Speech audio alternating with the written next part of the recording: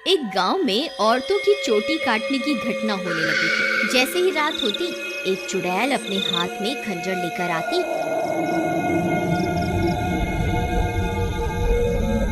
और जो भी औरत उसे सोती हुई मिलती, वह चुड़ैल उसकी चोटी काट कर वहां से चली जाती। किसी को ये समझ नहीं आ रहा था कि ऐसा क्यों हो रहा है। फिर एक दिन, अरे भगवान, अपने बालों को छुपा कर रखो। पूरे गांव में चोटी काटने की घटना बढ़ती ही जा रही है। कहीं उस चुड़ैल की नजर तुम्हारे लंबे बालों पे चली गई तो वो तुम्हारी चोटी काट कर ले जाएगी। अजी, आपको घबराने की कोई जरूरत नहीं है। किसी चुड़ैल की इतनी हिम्मत कहाँ कि वो मेरी चोटी को हाथ भी लगा सके। अच्छा, ये बात है। जैसी तुम्हारी मर्जी। मेरा काम था तुम्हें होशियार करना। अगर चोटी कट गई तो फिर मेरे पास रोते हुए मत आना। इतना बोलकर भीमा वहां से चला जाता है। फिर रात होने पर वह चोटी काटने वाली चुड़ैल फिर से गांव में आती है। वह अपने शिकार को इधर उधर ढूंढ रही होती है। तभी उसे एक घर की खिड़की से एक औरत सोती हुई दिखाई देती है। वह चुड़ैल उस घर में घुस जाती है और उस औरत की चोटी काट लेती है। जैसे ही औरत की चोटी कटती है, उसकी नींद खुल जाती है। हे भगवान, ये चुड़ैल अंदर कैसे आ गई? हाय, मेरी चोटी कहाँ गई? अरे मर गई रे, इसने तो मेरी चोटी ही काट ली। तभी वह चुड़ैल उसकी चोटी को लेकर वहां से उड़ जाती है। तभी वह औरत उसका पीछा करती है, लेकिन वह चुड़ैल अंधेरे में कहीं गायब हो जाती है। तभी उसका पति भी उसके पीछे पीछे वहां आ जाता है। क्या हुआ मीना, तुम अचानक इतनी रात को यहाँ क्यों भाग कर आ गई? देखिए ना, इस चुड़ैल ने मेरी चोटी ही काट दी और ना जाने अंधेरे में कहाँ गायब हो गई है। हे भगवान, ये क्या हो गया? तुम तो ठीक हो ना? उसने तुम्हें तो कोई नुकसान नहीं पहुँचाया ना? फिर वे दोनों उदास मन से वापस अपने घर आ जाते हैं।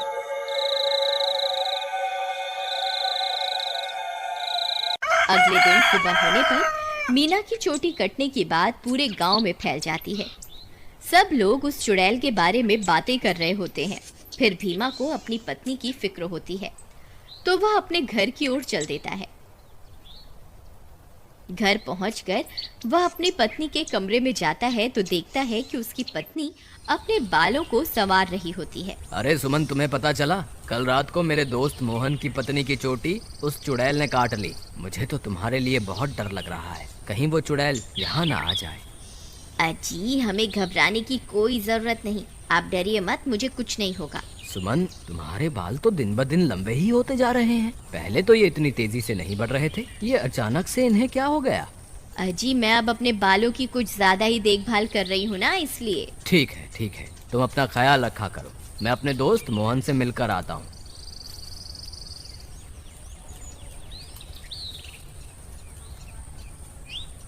अरे भाई मोहन, तुम कैसे हो? भाभी के बारे में पता चला, सुनकर बहुत दुख हुआ। क्या बताऊं भीमा भाई, जब से मीना की चोटी कटी है उसका तो रो रो कर बुरा हाल है। और बताओ, सुषमा भाभी तो ठीक है ना? अब तुम्हें भाभी का बहुत ज्यादा ख्याल रखना होगा, कहीं चुड़ैल उन्हें अपना अगला शिकार न बना ले। तुम सही कहते हो भाई, मुझे भी बहुत फिक्र हो रही है। ठीक है, अब मैं चलता हूँ। तुम अपना और मीना का ध्यान रखना। फिर इतना बोलकर भीमा वापस अपने घर आ जाता है।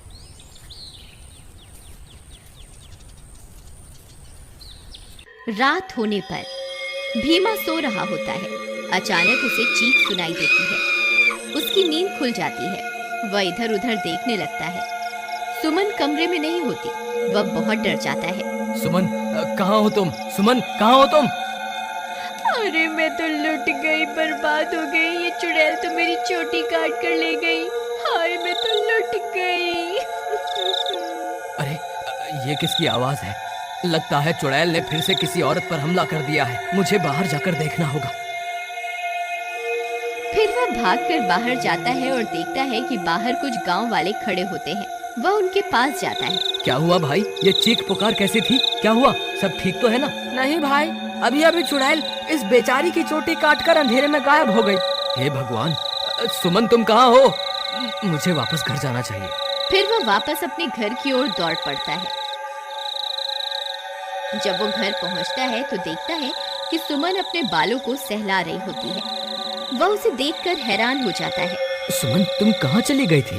तुम्हें पता है अभी चुड़ैल ने फिर से किसी की चोटी काट ली। क्या तुम्हें बिल्कुल भी डर नहीं लग रहा? सुमन उसकी बातों को अनसुना कर देती है और खुशी खुशी अपने बालों को सहलाती रहती है। सुमन के बाल अब और भी लंबे हो चुके होते हैं। ये क्या सुमन, तुम्हारे बाल तो एक दिन में ही इतने लंबे हो गए, ये कैसे हो सकता है? भीमा सुमन के बाल देखकर घबरा जाता है। उसे समझ नहीं आता कि आखिर ये सब चल क्या रहा है। फिर अगले दिन सुमन के बालों की लंबाई की चर्चा पूरे गांव में फैल जाती है। सब लोग उसके बालों के बारे में बातें कर रहे होते हैं। अरे भाई, जब जब चुड़ैल किसी की चोटी काटती है तब तब भीमा की पत्नी के बालों की लंबाई बढ़ जाती है। मुझे तो लगता है भीमा की पत्नी ही चोटी काटने वाली चुड़ैल है। भीमा उन सारे गांव वालों की बातें सुन रहा होता है। उसे कुछ समझ नहीं आता कि वह अब क्या करे। फिर वह अपने दोस्त मोहन के पास मदद मांगने जाता है।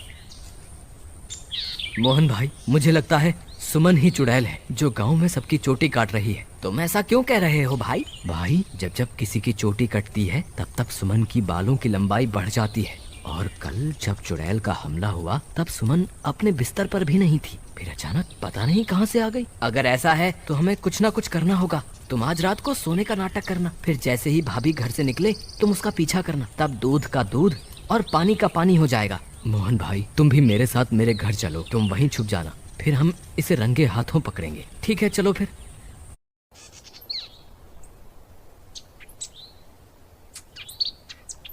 फिर वे दोनों भीमा के घर आ जाते हैं और मोहन अलमारी के पीछे छुप जाता है। रात होने पर भीमा सोने का नाटक करता है। तभी सुमन उठती है और घर से बाहर निकल जाती है। भीमा भाई उठो, देखो भाभी घर से बाहर निकल गई है।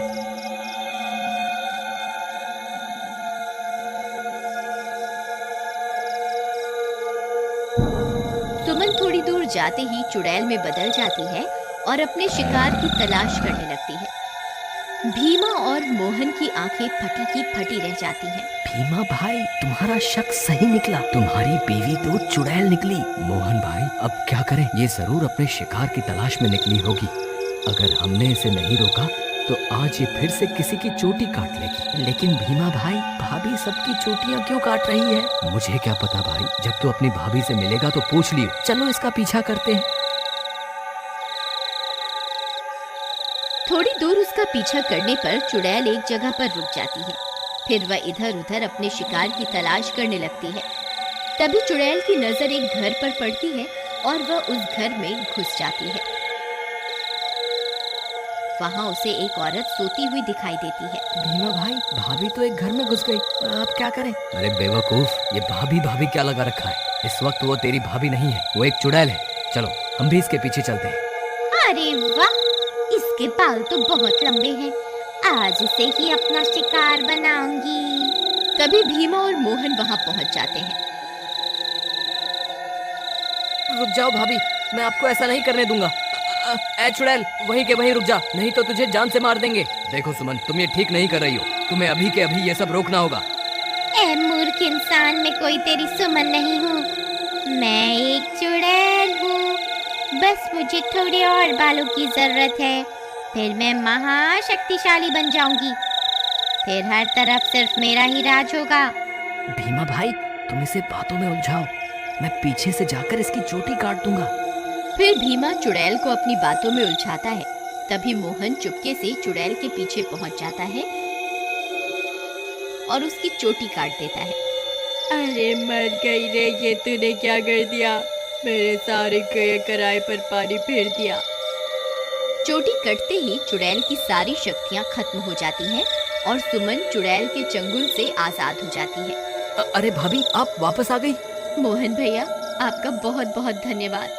आपकी वजह से मुझे इस चुड़ैल से मुक्ति मिल गई। भीमा भी अपनी पत्नी को वापस पाकर खुश हो जाता है और वे दोनों फिर से एक साथ रहने लगते हैं। इस तरह गांव वालों को चोटी काटने वाली चुड़ैल से छुटकारा मिल जाता है और सब गांव वाले हंसी खुशी रहने लगते हैं।